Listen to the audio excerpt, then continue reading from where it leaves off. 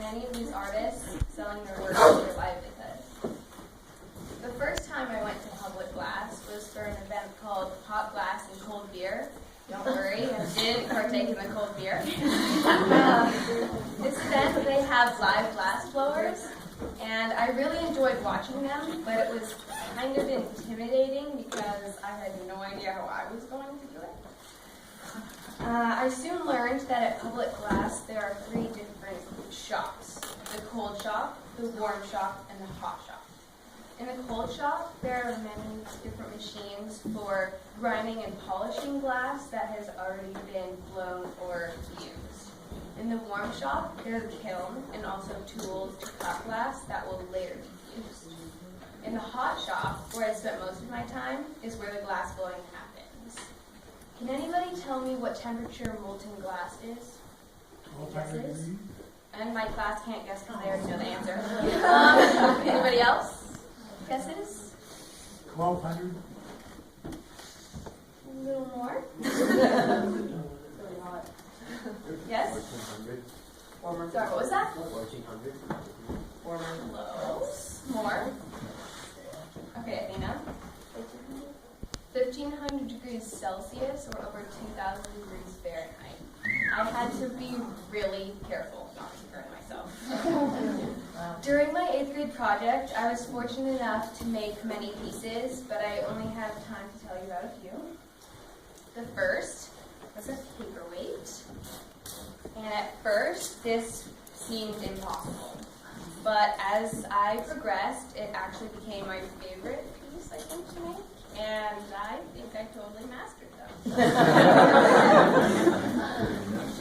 The second was this bowl. I started with a circular piece of clear glass, and then I layered strips of colored glass, you can kind of see, and then I placed it in the kiln, and it melted together.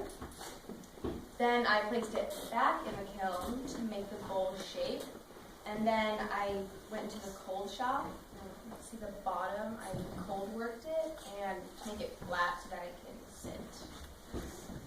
The third piece I made, I got to incorporate my love for handwork, my new skill.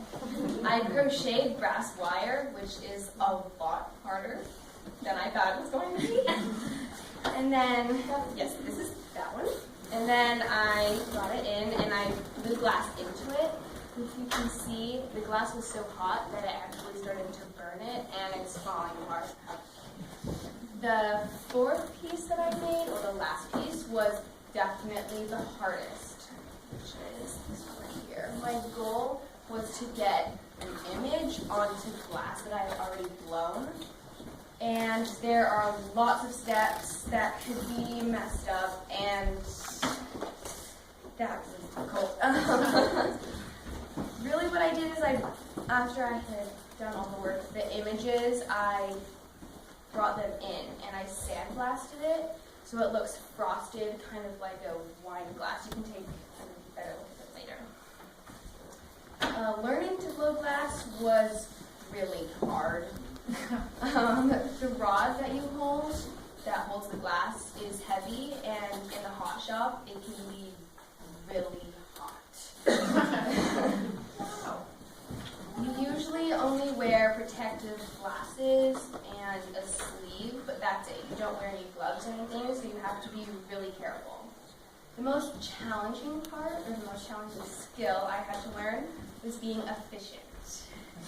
My classmates definitely know me as being a slow worker, but in the hot shop, if you aren't quick, the glass will either cool or break on you, and that can be really frustrating. One class, it was a 3-hour session. I broke everything that I made. And there went the Christmas presents. My mentors and the director of public class asked me to come back over the summer to be teacher's assistant. And I can't wait to work with them more and learn more about public glass. Finally, I want to thank my mentors, Kat and Mary Catherine, and my mom for driving me all the way to San Francisco. Does anybody have any questions? How long did it take?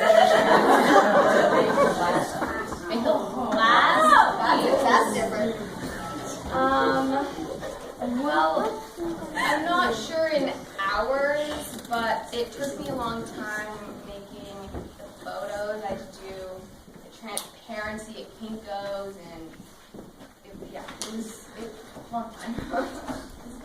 How long did the whole thing take? I've been working on it for 5 months altogether. So, yes. Can you explain what the dandelions are? Did you etch those on, or? Yeah. So I used the sandblaster. Oh, that's what you were saying? Yeah. Okay. Yeah. Sorry. Any other questions? No. So, what was that the first piece you ever made? Or was the first piece the real first piece is on my table, actually. I was practicing, so to get the glass off the rod, you have to make what's called a jack line, and you use tools called the jacks. And it pretty much just makes these creases right here, and then you can put cold water on the line and then send vibrations through the rod, and that's what breaks it off. So this was just practicing those lines. Any other questions? Would you consider making several pieces, maybe presenting them or selling them at an art festival or something like this? That would be cool. That would be awesome, yeah.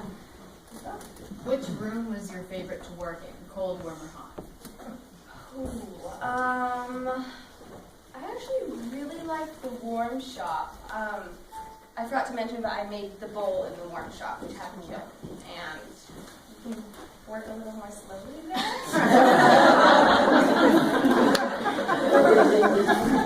like that. How did you add color into like the And the paperweight. So, I dipped into the furnace, and you can see all of the tools that I used on my poster. That I dipped into the furnace, and then actually all the different colored pieces you see are just chunks of glass. So I covered the glass that I already had on the end of the rod with those chunks, and then they just melted on. And that's how I got that cool design in there. Any other questions? Did you ever burn your hair? Burn my hair. No, I put it back. Thank goodness. I almost burnt my leg once, though. A piece of hot glass fell on my jeans. I would have brushed it away, it definitely would have burned. Anybody else? Okay. Is there a reason why you only wear glasses and not gloves? It's not really needed, I guess. There's this thing called the pipe cooler, and once you dip into the furnace, you immediately put the rod into that, and it's just running water, cold water, so it cools it down. But you have to be careful. Anybody else? All right, I'd like to welcome the last presenter, Julian Landau.